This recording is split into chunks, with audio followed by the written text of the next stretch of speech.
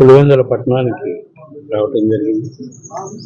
YS Abhishek Reddy మరణం సందర్భంగా ప్రకాష్ రెడ్డి గారిని, మధుసూదన్ రెడ్డి గారిని పలకరించి వైఎస్ అభిషేక్ రెడ్డి మరణం చిన్న సందర్భంలో నేను అందుబాటులో లేనందువల్ల రాలేకపోయాను.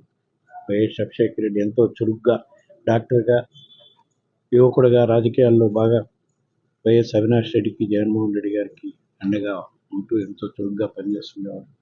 అటువంటి అభిషేక్ రెడ్డి అనారోగ్యం పాలై 3 నెలలు, దాదాపు 3.5 నెలల మృత్యువుతో పోరాటం చేసి మరణించడం చాలా బాధాకరమైన సంఘటన. ఈ సందర్భంగా పులివెందులకు వచ్చి ప్రకాష్ రెడ్డి గారిని, మధుసూదన్ రెడ్డి గారిని పలకరించడం జరిగింది. ఈ 2024 ఎలక్షన్స్లోనే కాదు, 2014 ఎలక్షన్స్లో కూడా చంద్రబాబు నాయుడు గారు ఎన్ని హామీలు ఇచ్చారు, ఎన్ని అమలు చేశారు. వాళ్ళు చెప్పిన హామీలు అమలు చేసే ఇది చంద్రబాబు నాయుడు గారికి లేదు. ఆ కూటమి ప్రభుత్వంలో వాళ్ళు ప్రశ్నించే ఇది కూడా లేదు. కాకపోతే మొన్న 2024లో వాళ్ళు సూపర్ 6 హామీలు అని చెప్పి ప్రజల్ని మభ్యపెట్టి, సూపర్ 6 హామీలు అమలు చేస్తామని చెప్పి ప్రజల్ని మభ్యపెట్టి అధికారంలోకి వచ్చారు. ప్రజలు ఇప్పుడిప్పుడే తెలుసుకునే కార్యక్రమం జరుగుతుంది.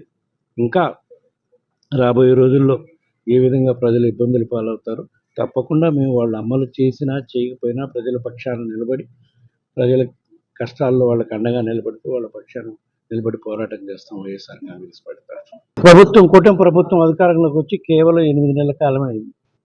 మనం ఏ సమస్య అయితే ప్రజలు ఆ సమస్య వాళ్ళు హామీలు ఇచ్చి హామీ అమలు చేయక ప్రజలు ఇబ్బందుల్లో ఉన్నారో వాటి మీద పోరాటం చేయటం మేము ఆల్రెడీ ప్రారంభించాం.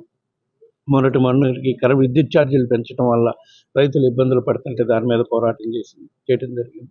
అదేవిధంగా చదువుకునే విద్యార్థులకి ఫీజు రియంబర్స్మెంట్ కాలేజీలకి చెల్లించకపోవటం వల్ల విద్యార్థులు చదువులు ఇబ్బంది పడే పరిస్థితుంది. కాబట్టి దానిపై కూడా రేపు 5వ తారీఖు పోరాటం చేసే కార్యక్రమం చేస్తాం. అదేవిధంగా వాళ్ళు సూపర్ 6 హామీలు అమలు చేయనందువల్ల ప్రజలు ఏ విధంగా ఇబ్బందులకు గురవుతున్నారనే వాటిపై నిరంతరం ప్రశ్నిస్తూనే ఉంటాం, పోరాటం చేస్తూనే ఉంటాం. తప్పలేము, కేంద్ర ప్రభుత్వం పార్లమెంట్లో బిల్లు పెట్టాలి. జమిలీ బిల్లు ఏపీసీకి పంపించారు, అది joint parliamentary committee. Bill pass అయినాక ఇప్పుడు పెట్టినా వైఎస్ఆర్ కాంగ్రెస్ పార్టీ తరఫున మనం ప్రజలు కూడా రెడీగానే ఉన్నారు. ఎందుకంటే వీళ్ళు ఇచ్చిన హామీలు అమలు చేయక ప్రజలు ఇబ్బందుల పరిస్థితి వచ్చే పరిస్థితి ఇప్పటికే మనకు కనిపిస్తుంది. కాబట్టి రాబోయే రోజుల్లో ఎప్పుడు ఎలక్షన్ జరిగినా సరే మళ్ళా జగన్మోహన్ రెడ్డి గారు వైఎస్ఆర్ కాంగ్రెస్ పార్టీ తరఫున ముఖ్యమంత్రిగా ఈ రాష్ట్రంలో తప్పకుండా వస్తారు. బడ్జెట్ కేంద్ర ప్రభుత్వం ఈరోజే బడ్జెట్ ప్రవేశపెడుతున్నారు.